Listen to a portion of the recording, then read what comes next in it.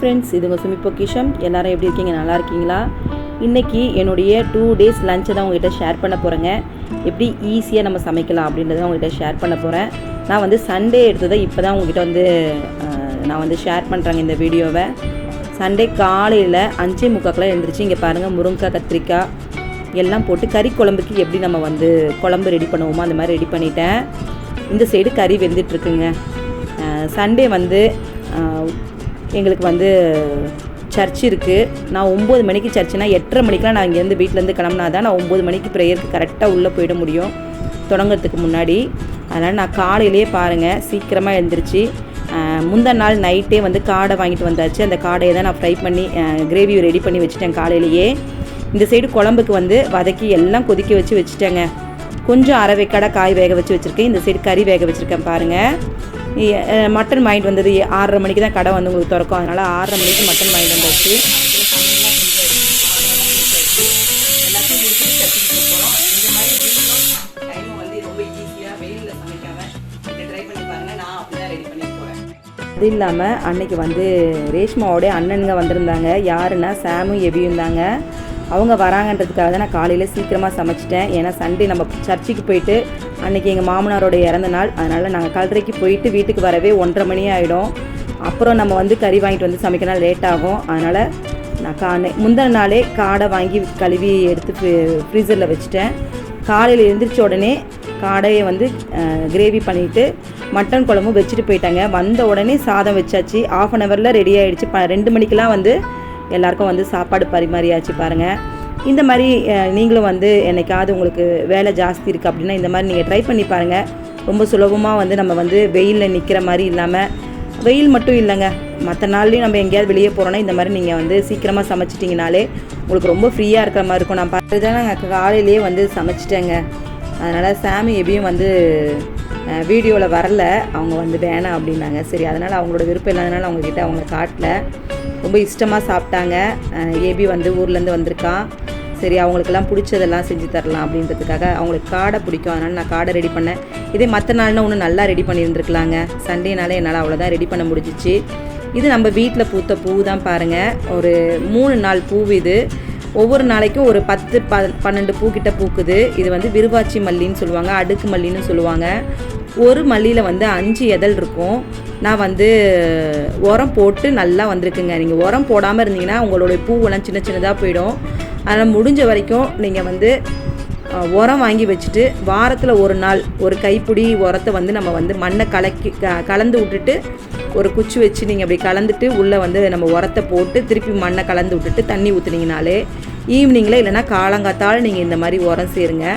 இந்த மாதிரி நல்லா பெரிய பெரிய பூ பூக்கும். வருஷம் எனக்கு கண்டிப்பாக வந்து சின்ன செடி தான், அதில் வந்து இவ்வளோ பூ பூக்குதா அப்படின்ற மாதிரி தான். ஒரே நாள்லேயே பிச்சு வச்சாலும் ஒரு கை நீளத்துக்கு வரும். நான் வந்து சேர்த்து வச்சுட்டேங்க.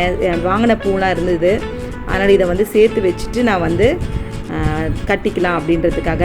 நம்ம கடையில் வாங்கின பூ வந்து உடனே மஞ்சள் கலரில் மாறிடும். இது அப்படி ஆகாது. ஏன்னா யாருடைய கையுமே படாமல் அப்படியே நம்ம பிச்சுட்டு நம்ம வந்து கவரில் போடும்போது 1 வாரம் ஆனாலும் நம்மளுடைய பூ வந்து வாடி போகாதுங்க. நீங்கள் வந்து இந்த மாதிரி வீட்டில் நிறையா பூ பூக்குது அப்படின்னா நீங்கள் பிச்சுட்டு அதை வந்து ஒரு கவரில் போட்டு வச்சிட்டிங்கனாலே, கவரில் போட்டுட்டு காற்று இல்லாமல் நீங்கள் வந்து டப்பாவில் போட்டு மூடி வச்சுருங்க. திருப்பி அடுத்த நாள் நீங்கள் அதை எடுத்து திருப்பி கவரை திருப்பிட்டு ஈரம் இல்லாமல் திருப்பி மாற்றி, இந்த மாதிரி நீங்கள் டெய்லியுமே மாற்றி நீங்கள் கவரில் வச்சிட்டிங்கனாலே உங்கள் பூ வீணாகவே போகாது. அதுவும் நம்ம வீட்டு பூனும்போது கண்டிப்பாக வீணாக போவே போகாதுங்க. ரொம்ப நாள் தாங்கும்.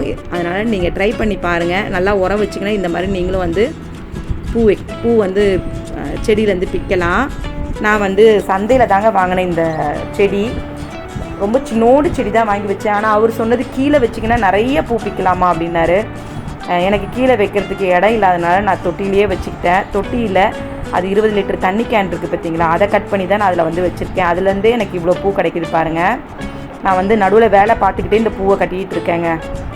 சரி, நானும் எடுத்து வச்சுட்டே இருந்தேன். சரி, இன்றைக்கி கட்டிடலாம் அப்படின்ட்டு. அது வந்து நம்மளால் இறுக்கமாக கட்ட முடியாது.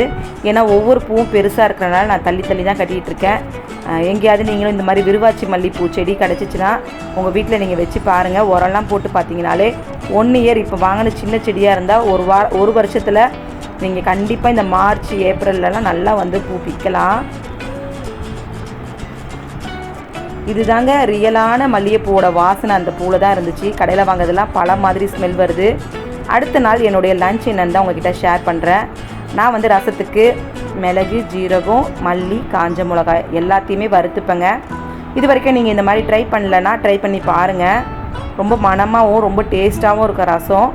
நான் வந்து ஒன்றும் பாதியமாக மிக்சியில் வந்து ஓட்டி எடுத்துக்கிறேன். கடுகுளுத்த பருப்பும் காஞ்ச மிளகாவும் சேர்த்துக்கலாங்க. நல்லெண்ணெய் இல்லைன்னா நீங்கள் வந்து நெய் சேர்த்துட்டு நீங்கள் வந்து ரசம் வச்சு பாருங்கள், ரொம்ப நல்லாயிருக்கும். நான் இது வரைக்கும் நல்லெண்ணெயில் தான் வைப்பேன், இல்லைனா நெய்யில் தான் வைப்பேன். கீ சேர்த்துட்டு ரசம் வைப்பேன். புளியோட இந்த மசாலா எல்லாத்தையும் நம்ம அரைச்சி வச்சேன் பார்த்திங்களா, அந்த மசாலாவையும் சேர்த்துட்டு அதோட தக்காளி, பச்சை மிளகாவும் கரைச்சிப்பேங்க. நான் பூண்டு தட்டியும் கரைச்சிட்டு நம்ம வந்து தாளிச்சிக்க வேண்டியதான். கருவேப்பிலை, கொத்தமல்லி எல்லாமே நான் கையிலேயே நல்லா கரைச்சிப்பேன். கரைச்சிட்டு நம்ம வந்து பெருங்காயத்தூள் சேர்த்துக்கலாங்க.